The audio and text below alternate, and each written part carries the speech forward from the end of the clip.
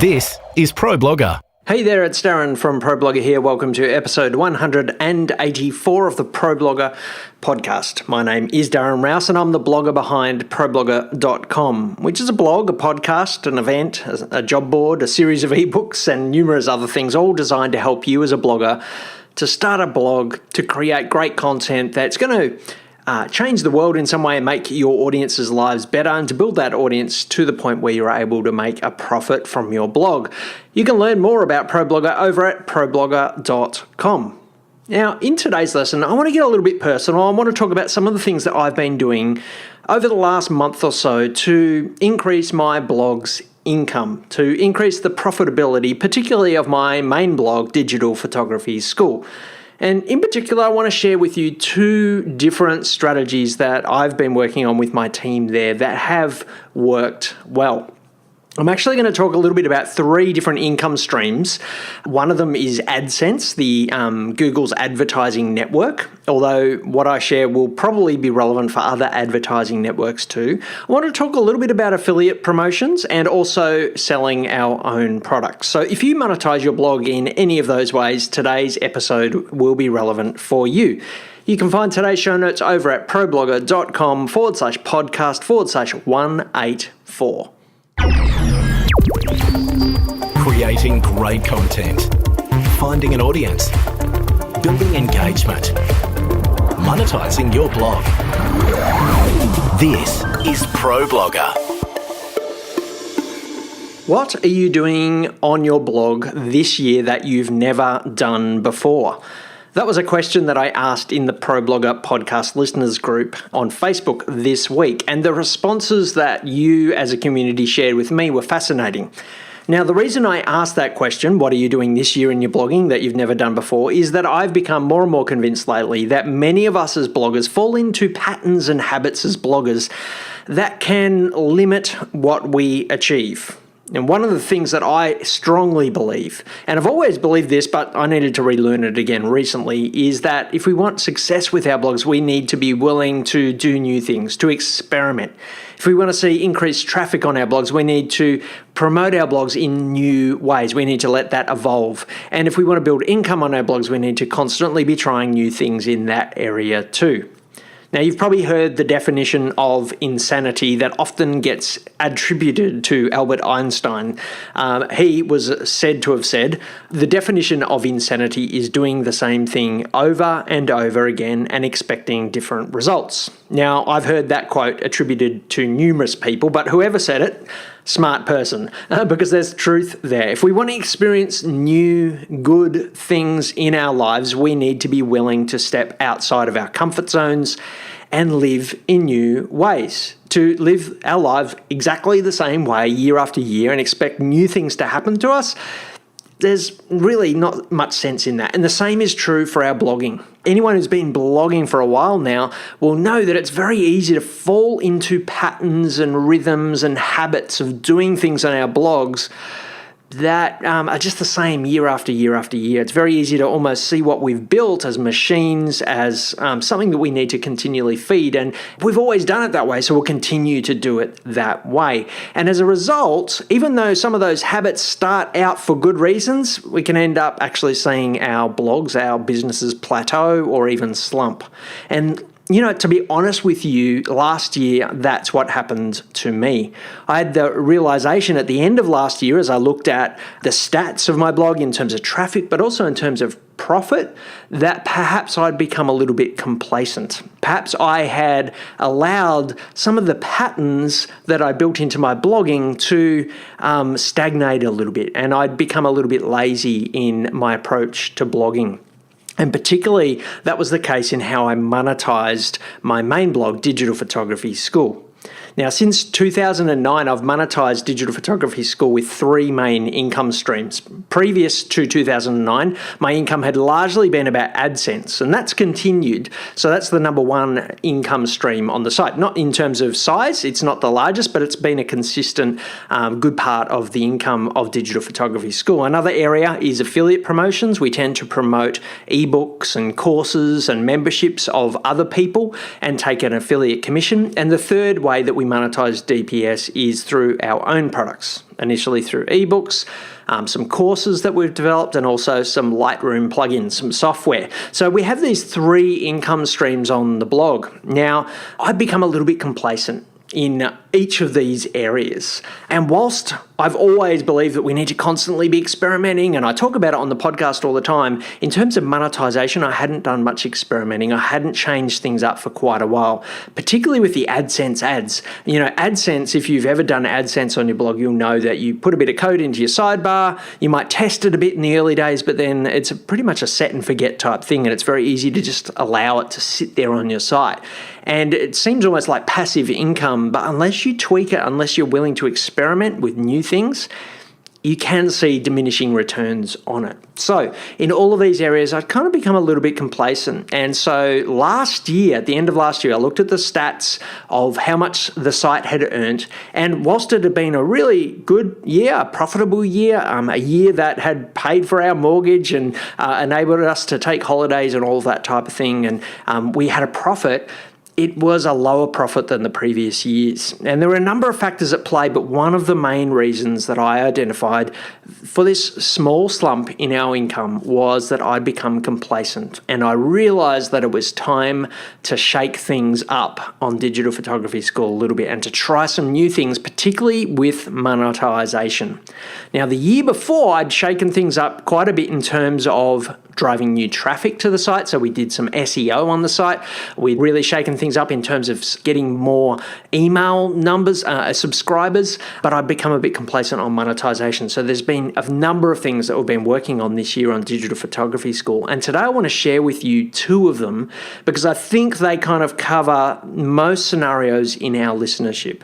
Most of our readers are monetizing through launching their own products or doing affiliate promotions or running ads on their site. And so I want to give you 2 things that I've done that relate to those. You're listening to Pro Blogger. The first thing that I want to talk about is the way we've been doing our launches over the last couple of months on Digital Photography School. Since 2009, we've done periodic launches on Digital Photography School, and those launches have largely been about our own products. So every time we create a new ebook, we do a launch. Every time we create a course, we do a launch. But also, when we promote someone else's product, we will do a launch as well. Typically, since 2009, our launches have usually gone for 3 to 5 weeks. Ever since probably about 2010, we've kind of had this pattern of a launch. And the pattern really worked well in the early years, and it's continued to work okay. But the first thing that we've done to shake things up this year is to shorten our launches. Now, we've been doing 3 to 5 weeks for a launch. Typically, our launch in previous years had gone like this. We would send out a big email to our full list on the day the product launched. We would usually do a discount, so 30, 40, 50% discount for early birds. We might sometimes add in a bonus. We might sometimes run a competition as well. And then for the next 3 to 5 weeks, depending on how long we had in our calendar, we would send out 1 email per week. And then in the last week, we would send out, right at the end of the week, we would send out a last chance email. And that had worked quite well for us, this sort of long extended launch. We weren't emailing every day, we were emailing once a week. And each of the emails had a different flavor to it. So one of our emails would announce the product. We'd do another email that was a testimonial type email once we started to get some feedback from other people who'd bought it. We might do an email that talked more about the benefits of the product. We might do an email that promoted a guest post from the author of the ebook. We might do an email that was a last chance type email towards the end of the campaign as well. So each one of the emails had a different flavor. We would typically do a blog post at the start. We would do a number of social media updates throughout those 5 weeks as well. So it was long, it was spread out. We were trying not to annoy our readers too much with lots of emails too quickly. But one of the things that we've been trying this year is different types of launches, and we've really tried to shorten our launch period. Now, this is for a number of reasons. One, it means that we're able to get a launch from start to finish over and done with much quicker, which is less work for our team. And it doesn't tend to drag on. So one of the things we heard from our readers was, yes, you aren't emailing us too often. It's only once a week, but it's 5 weeks of hearing about the same thing over and over again. So we've decided to shorten our launches for those main reasons and to see how it went. So the first launch we did this year was for a course that we had, a course on night photography. We launched it, I think, on the 31st of January, and it was all over by the 14th or the 15th of February. So it was just over 2 weeks. 2 weeks and 1 day.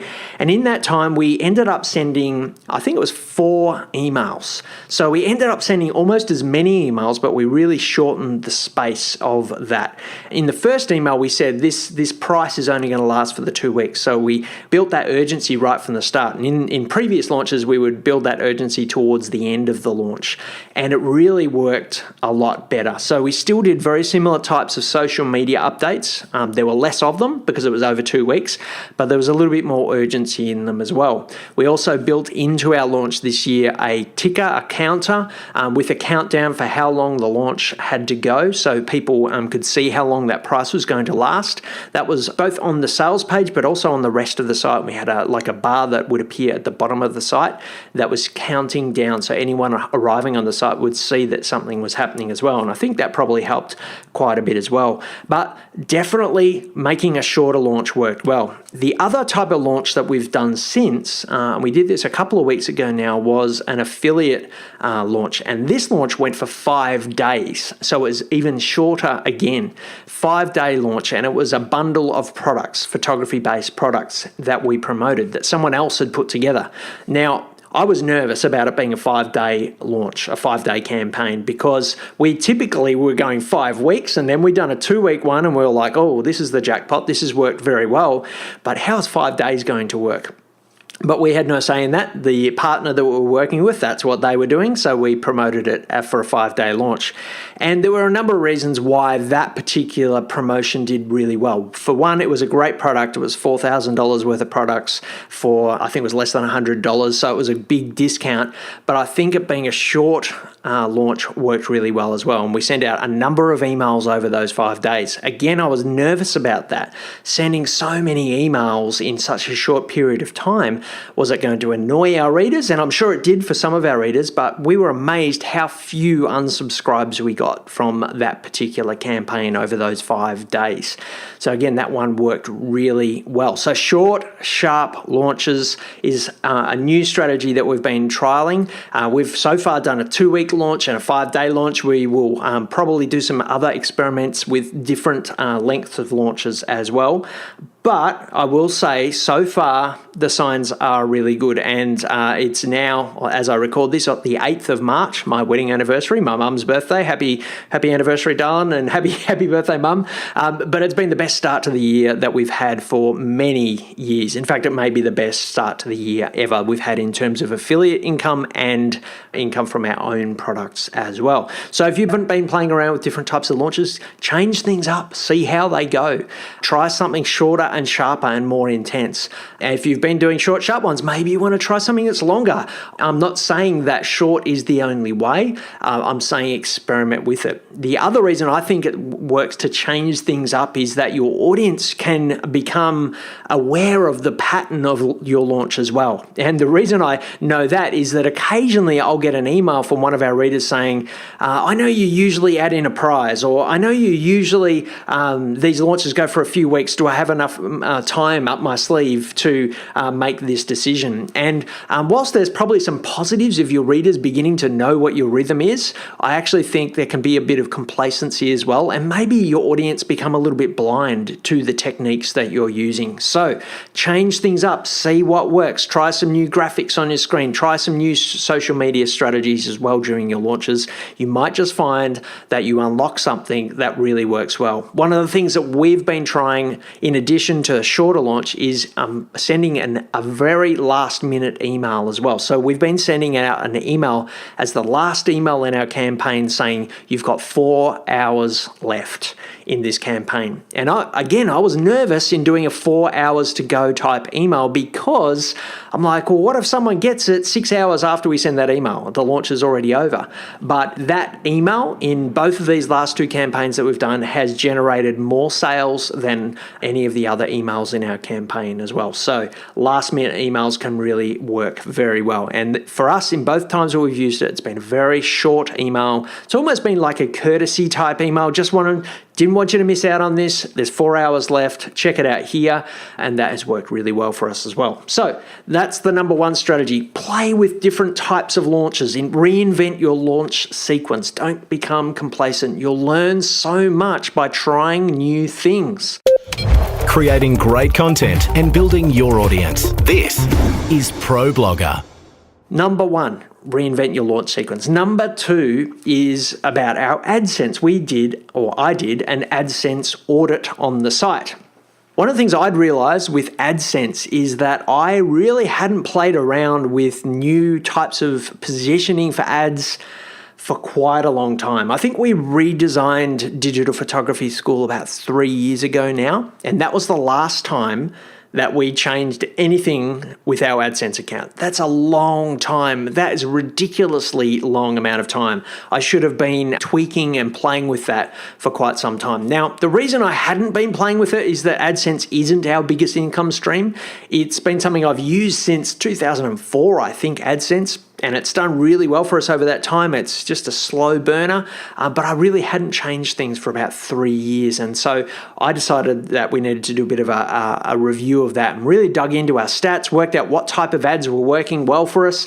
It's really clear from our site that 300 times 250 pixel ads are working really well for us. The ads that work best for us are ads that we put inside the content. So we actually put an ad in the middle of an article. They're the ones that work best for us because they're the ones that people are seeing as they're reading the content. Ads over in your sidebar or up in your header, they will work. They're worth having on your site, but the ones in your content work much better. So what I realized is that there were a few things that I could do to really change things up in terms of the ads on our site. Firstly, I decided to look at what was happening in our mobile theme. We've actually got a responsive design of Digital Photography School, and the way we'd set it up is that we had 2 to 3 ads on any page for mobile. So if you're viewing Digital Photography School on your mobile phone, you scroll through one of our typical articles, you might see 2 ads, you might see 3. That was how things were set up. And that was partly because AdSense used to have a limit on how many ads you could show on a page. I think their limit was 3 up until August last year. Now, I'd heard that they'd changed their policy, but I didn't do anything about it. That was a bit crazy. I should have done something about it. So now the new policy is that you can have as many ads as you want on your page, except that they do say that you want to have more content than ads, which is probably pretty wise, not only from their perspective, but also your users. You don't want to overwhelm your users with too many ads. So you can change things up. So one of the things that we have done in terms of our ads for mobile, and this is really what we've been working on so far, is adding more units per page and particularly adding more units into the content itself. Previously, we had 2 ads in our sidebar, which sort of came in underneath the content on mobile, and we only ever had 1 ad in the content itself for mobile. But a lot of the articles on Digital Photography School are 1,000, 2,000 word articles, and so 1 ad, that really meant we only really had 1 ad in the article itself. So we realized that those longer articles, we could be inserting more ads in. So we've got some rules now on our site and the way we're displaying our ads. We've built it in, coded it into our system, that if the article's over 500 words, we'll add 2 ads in. If the article's over 1,000 words, we'll add 3 ads in. And if the article's a really long ad, like a 3,000 word article, we'll add in 4 ads. So now, depending on the size of the content, you will see different amounts of ads. We've got some rules in there about them not appearing too close to each other, so there's always paragraphs between them. We've got rules in there, I think, on how close they will appear to pictures, because we don't want them right butting up against a picture. We want to space them out. And so we've built some rules in on that regard, and that's taken a little bit of coding to do, but it means that we are seeing more ads shown on the site, which will increase the income and has increased the income as well. We've also pushed the ads a little bit higher on the page. One of the things that I'd realized in doing this audit was that we had more ads right at the bottom of the page, because that's where we were showing our sidebar and not so many at the top. And of course, many people just weren't getting to the bottom of the page and they're scrolling on a mobile, and so they weren't seeing those bottom ads, and so they weren't earning us anything at all. So we've been a little bit more aggressive in terms of where we show the ads on mobile as opposed to desktop as well. So there's more ads, they're higher on the page, particularly showing different types of ads for different lengths of content as well. So how's it gone for us so far? Purely by just changing the ads on our mobile, we've increased our advertising revenue through AdSense by, well, it's 7 days in at the moment, and each day is a little bit different, but it's between 40 to 50% higher every day since we launched it, and compared to the last few months of earnings. The next thing that we're going to do is a bit of an audit on our desktop ads as well. And again, we are going to add in an extra ad unit per article, at least one. Some of the longer articles will get 2 extra ads, and we're going to be a little bit more aggressive with ads inside the content on the desktop as well. And I'm pretty confident that we will be able to increase our revenue from advertising, hopefully another 30 to 40% as well. How to build and monetize your blog. This is Pro Blogger. So, don't get complacent. That's the big lesson when it comes to monetizing today. Don't do what you've always done. Now, the reason we'd been positioning our ads like we'd been positioning them was because I'd learnt some lessons years ago. Things change. AdSense has changed since years ago. There's new types of ads that you can put on your page. There's new policies constantly being added, so you can tweak your approach. That's the key lesson here. When it comes to your launches, again, tweak, and you will see lots of new things as well. Let me give you one little last thing that we're going to be trying in the coming month or so on Digital Photography School. We've decided to add in a new type of promotion on Digital Photography School, and this is a promotion of our own products, our own ebooks and courses. And we've decided to do what we're calling pop-up sales. And these will be sales that appear on the blog itself. We're not going to send an email because we're already sending lots of emails through the year, and we don't want to continually bombard our list with email after email, but we're going to promote these sales of our products throughout the year. So every month for the rest of the year, we're going to nominate one of our ebooks or one of our courses or a bundle of our courses and ebooks together that we're going to do a pop-up sale. And the pop-up sales will last between 24 hours and 48 hours, so they'll be really quick, sharp sales. We'll be promoting them with a blog post. We'll be promoting them with a hello bar with a timer on it, like we did in our recent longer launches. And also we'll be doing some social media around that as well.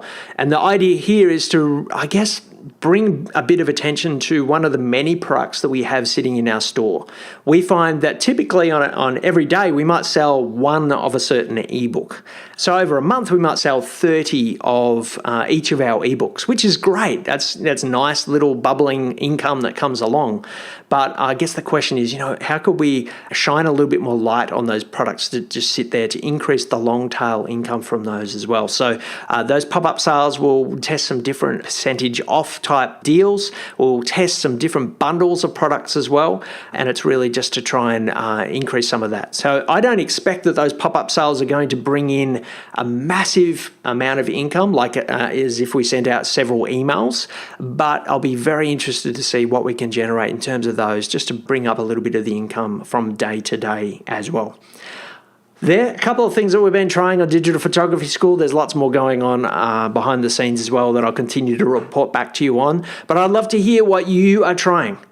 And answer that question. You might actually want to go join the group, find that question that I asked. What are you doing this year in your blogging that you've not done before? And if the answer is nothing, can I encourage you to come up with something? Because if you want to achieve results that you've never had before, you need to be willing to do things you've never done before on your blog. And this really relates to monetization, but it also relates to driving traffic. It also relates to the content that you're producing as well, the ways that you're engaging with your audience. So what are you doing this year in your blogging that you've never done before? Answer that question over in the Pro Blogger podcast listeners group on Facebook or on today's show notes at problogger.com/podcast/184.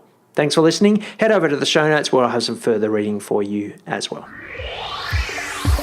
You've been listening to Pro Blogger.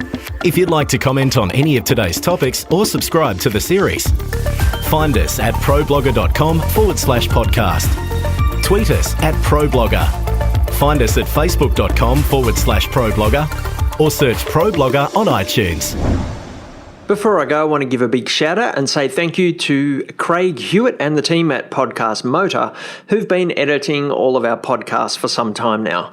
Podcast Motor have a great range of services for podcasters at all levels. They can help you to set up your podcast, but also offer a couple of excellent services to help you to edit your shows and get them up with great show notes. Check them out at podcastmotor.com.